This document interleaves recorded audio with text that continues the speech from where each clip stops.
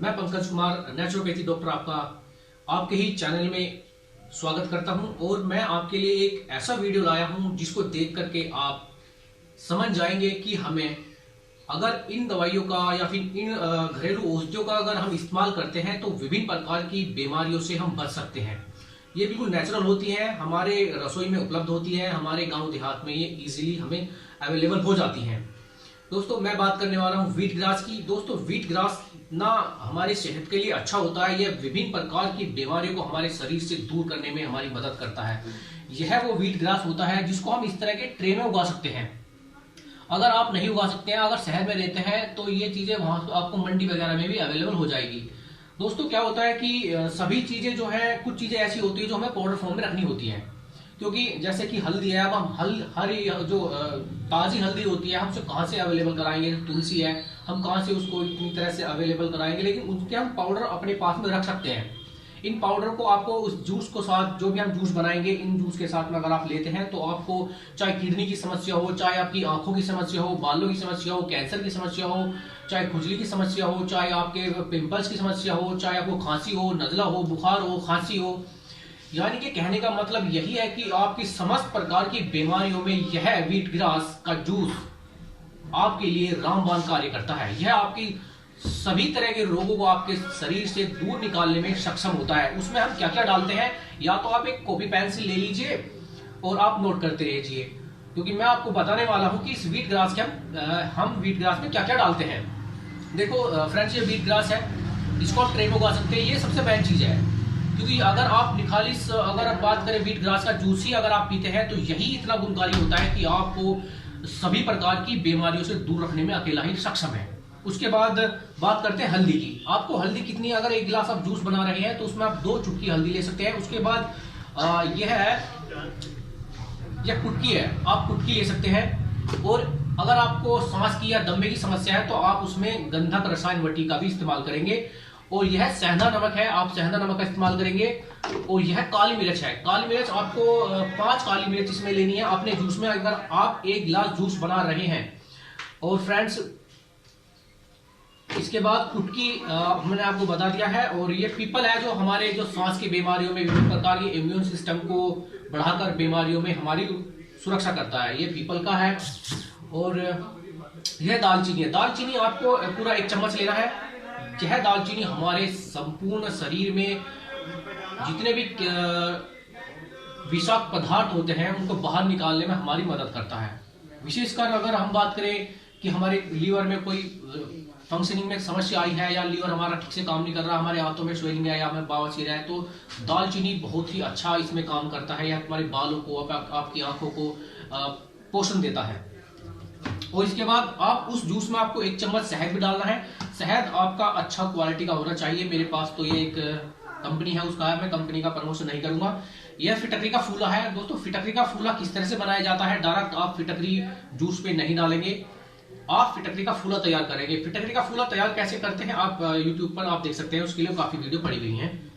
और इसके बाद ये है अर्जुन की छाल का पानी है, जो अर्जुन की छाल तार के लाते हैं उसको पानी में डाल देते हैं तो उसके गुण पानी में आ जाते हैं। और इसका आपको पानी डालना है, ये अपनी जरूरत के हिसाब से आप डाल सकते हैं। अगर मैं ग्राम में बात करूं तो 50 ग्राम आप 1 गिलास में इसको डाल सकते हैं। इसके बाद लौंग है, आप लौंग 6 लौंग लेनी है, या फिर 6 लौंग का पाउडर आपको उसमें डालना है। ये दोस्तों आंवला है, अगर आपको हरा आंवला नहीं मिलता है तो त्रिफला चूर्ण आप लाएंगे, त्रिफला चूर्ण को आप पानी में डाल देंगे और पानी में रात भर भिगो के रखेंगे। तो उस पानी को हम उस जूस में, इसके जूस में, व्हीट ग्रास के जूस में उस पानी को डाल के इसका जूस तैयार करेंगे। अदरवाइज हम ऐसे भी डाल सकते हैं, लेकिन अच्छा यही होगा कि आप इसको पानी में रात भर डाल के रखें और जब वो पानी में उसके गुण आ जाएंगे उसके बाद हम इसको इसमें डाल सकते हैं। और इसके बाद जीरा है। दोस्तों जीरा हम पानी में नहीं घोल सकते हैं, लेकिन रात में अगर उसको घोल के रखते हैं तो पानी में जीरे के गुण आ जाएंगे। उस आपको जो पीने के बाद जो जीरे के जो कुछ कांस बच जाते हैं उसको भी आपको खा लेना है, क्योंकि जीरा हमारी भूख को बढ़ाता है और हमारे लिए बहुत अच्छा कार्य करता है। और दोस्तों इसके बाद बात करते हैं हम, ये धमासा है। दोस्तों ये धमासा उनके लिए है जिन लोगों को चर्म रोग है, जिन लोगों को खाज खुजली जिनकी ठीक नहीं हो रही है बिल्कुल भी, और वो बहुत परेशान हो चुके हैं, हजारों रुपए की दवाइयां खा चुके हैं, उनके लिए धमासा है। धमासे का पंचांग आता है और आप उसका पाउडर बना लेंगे। लेकिन ये पाउडर आपको उसी तरह से करना है, या तो आप इसको हाथ में रख के फंकी लेनी है उस जूस के साथ में व्हीट ग्रास के, या फिर आपको रात भर उसको भिगो के रखना है। सभी को मिक्स करके भिगो के रख देंगे, आप उसका पानी इस्तेमाल करेंगे और उसका पानी व्हीट ग्रास में आप डालकर उसका जूस बनाएंगे। यह विशेषकर उनके लिए है जिनको ज्यादा चर्म रोग होते हैं, जैसे चेहरे पर दाद है, एलर्जी है, या किसी भी फंगस शरीर में लगी हुई है, तो उसके लिए बहुत रामबाण औषधि है। और यह दोस्तों यह इसमें सौंफ है। सौंफ को भी आप या तो फंकी के रूप में ले सकते हैं, या फिर इसको पानी में भिगो करके आप इसका वो पानी इस्तेमाल में करेंगे। अब दोस्तों इसके बाद अलसी है।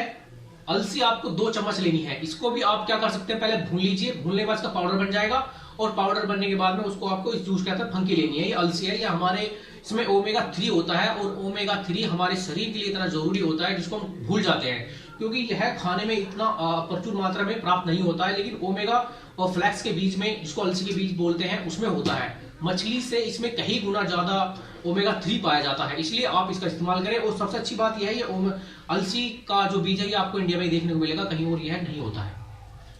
वरना फिर अगर विदेशों से लेंगे तो वो फिर मछली की, सैल्मन मछली की स्किन से बनाते हैं, लेकिन ये बिल्कुल प्राकृतिक है, नेचुरल है, और प्रकृति ने हमें दिया है।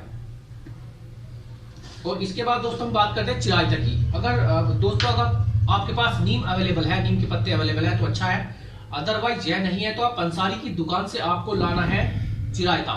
1 चम्मच आप इसमें चिरायता डालेंगे, उसे भी पानी में भिगो के रखेंगे, या फिर फंकी ले सकते हैं। लेकिन सही होगा कि आप उसको पानी में भिगो कर रखेंगे, ठीक है, क्योंकि पानी में जब हम कोई भी चीज उसको भिगो के रखते हैं तो उसके गुण बढ़ जाते हैं, और उसके गुण पानी में आ जाते हैं, और वो कई गुना तेजी से हमारे शरीर में असर करते हैं। और उसके बाद मुलहट, जिसको मलगम की समस्या है, बलगम ज्यादा जाता है, खांसी ज्यादा है, तो फिटकरी का फूला और उसमें ये मुलैठी है, मुलैठी का भी हम इस्तेमाल करेंगे। तो फंकी ले सकते हैं, या फिर पानी में डालकर इसको भी फ्लो कर रख सकते हैं, और जो इसके अंश बचते हैं पानी के नीचे उसको भी आपको खाना है। और उसके बाद दोस्तों बहुत से ऐसे लोग होते हैं जिनको कब्ज हर वक्त रहता है, लैट्रिन ठीक से नहीं आती है, उसमें रामबाण औषधि है, आप इसका इस्तेमाल करें। सनाई है, सनाई को आप ज्यादा नहीं लेंगे, ज्यादा लेंगे तो मरोड़ पेट में डाल देता है। तो इसका आप इस्तेमाल कैसे करेंगे, इसको आप आधा चम्मच या 1 चम्मच ही लेना है, क्योंकि ये बहुत ताकतवर औषधि है पेट के लिए। जिनका कब्ज ठीक ही नहीं हो रहा है, काफी परेशान है, उसमें ये 100% काम करती है, इसलिए आपको इसको आधा चम्मच लेना है, और पेट के लिए सर्वोत्तम औषधि है। अब दोस्तों हम ये सूखे पाउडर थे जिन्हें हम अवेलेबल, कोई चीज हमारे पास नहीं होती है तो हम सूखे पाउडर को भी इस्तेमाल कर सकते हैं, क्योंकि यह हमें पंसारी की दुकान पे सभी चीजें मिल जाएंगी। उसके बाद बात करते हैं, अगर अच्छा यही होगा कि आप जितना हो सके हरी चीजें हों, जैसे कि आप अब गर्मियों का मौसम है, गर्मियों में गाजर ले सकते हैं। 1 ग्लास जूस में आप 2-3 गाजर नॉर्मल साइज के ले लीजिए, जिनमें जूस निकलता हो। गाजर छोटी हो, छोटी गाजर बारीक सी होती है, उनमें जूस ज्यादा निकलता है। आपको गाजर लेनी है। उसके बाद आप मेथी लीजिए। हरी मेथी इस समय वर्तमान समय में सर्दियों में अवेलेबल है, और यह आपकी सेहत के लिए बहुत अच्छा होगा। जिनको घुटने में, कमर में दर्द होता है, साइटिका का दर्द होता है, पेट ठीक नहीं रहता है, उनके लिए, जो महिलाएं होती है, प्रेग्नेंट महिला, प्रेगनेंसी के बाद में उन्हें दर्द की समस्या आती है, उनके लिए रामबाण औषधि आप इसका प्रयोग करेंगे। और यह धनिया है, धनिया में भी काफी सारे गुण होते हैं। यह हमारी जितने भी मूत्र संबंधी समस्याएं होती हैं, या उनमें रामबाण काम करता है। यह हमारी आंतों को क्लीन करता है, मूत्र नली को साफ करता है, किडनी को साफ करने में ये बहुत ही महत्वपूर्ण योगदान देता है, इसलिए हमारे मसालों में इसको रखा गया है। इसके बाद अदरक। अदरक के बारे में मुझे बताने की जरूरत नहीं है, क्योंकि अदरक इतनी काम की चीज है, या आपको खांसी में, नजले में, जुकाम में, सभी तरह की चीजों में, आपकी सब्जियों का स्वाद बढ़ाने में यह गुणकारी है। और इनके गुण आप यूट्यूब पर डाल लेना, आपको पता चल जाएंगे, क्योंकि मैं सिर्फ सभी चीज के बारे में, गुण के बारे में बताऊंगा तो वीडियो बहुत लंबी हो जाएगी। इसके बाद आपको लहसुन लेना है। लहसुन की आपको सिर्फ 2 या 3 कली लेनी है। यह भी उनके लिए है जो साइनस की समस्या है, साइनस बहुत ज्यादा है, छींके बार बार आती हैं, सुबह के समय उनको छींके आती हैं, बार बार जुकाम हो जाता है, उनके लिए यह रामबाण होती है, और यह धीरे धीरे तुम्हारी साइनस की समस्या को जड़ से खत्म कर देगा। और यह चीकू का आपको टुकड़ा लेना है। चीकू का थोड़ा सा आप टुकड़ा ले लीजिए अपनी जरूरत के हिसाब से। यह भी आपके खून को बढ़ाने में, आपके लीवर को और आपकी आंतों के लिए बहुत ही अच्छी औषधि है। और इसके बाद आपको ये पत्थर चट्टा है। दोस्तों पत्थर चट्टे के पेड़ कई तरह के होते हैं, जो मार्केट में अवेलेबल होते हैं, या फिर नर्सरी जाओगे तो वहां भी कई तरह के आपको मिल जाएंगे। लेकिन पत्थर चट्टे का जो ये पत्ता होता है, ये ज्यादा गुणकारी होता है, कि ये आपकी पत्थरी तो आपकी निकालेगा, चाहे आपकी पत्थरी आपके पेट में हो, चाहे गुर्दे में हो चाहे पित्त की थैली में है, ये दोनों ही को आराम से निकाल देता है। और वो भी धीरे धीरे निकालेगा, ऐसा नहीं है कि आपकी मूत्र नली में फंस जाएगी। लेकिन ये वाला इसका जो एक्स्ट्रा गुण होते हैं, ये आपके बीपी को कंट्रोल करेगा, शुगर को कंट्रोल करेगा, प्लस आपके पथरी को नहीं छोड़ेगा।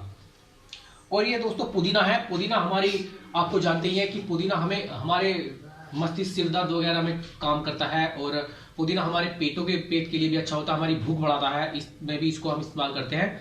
आप पुदीना ले लीजिए, और थोड़ा क्या है, टेस्ट भी बढ़ा देगा, आपके जूस का थोड़ा टेस्ट बढ़ा देगा। और आपको तुलसी लेनी है दोस्तों। तुलसी जो है विशेषकर से अगर आपको मिले तो काली तुलसी का आपको प्रयोग करना है, क्योंकि काली तुलसी में गुण थोड़े ज्यादा होते हैं जो औषधीय गुण होते हैं। लेकिन आपको नहीं मिले तो आप हरी औषधि का भी इस्तेमाल करें, 2-4 पत्ते फालतू ही डलेंगे, अदरवाइज आप हरी तुलसी का प्रयोग करें।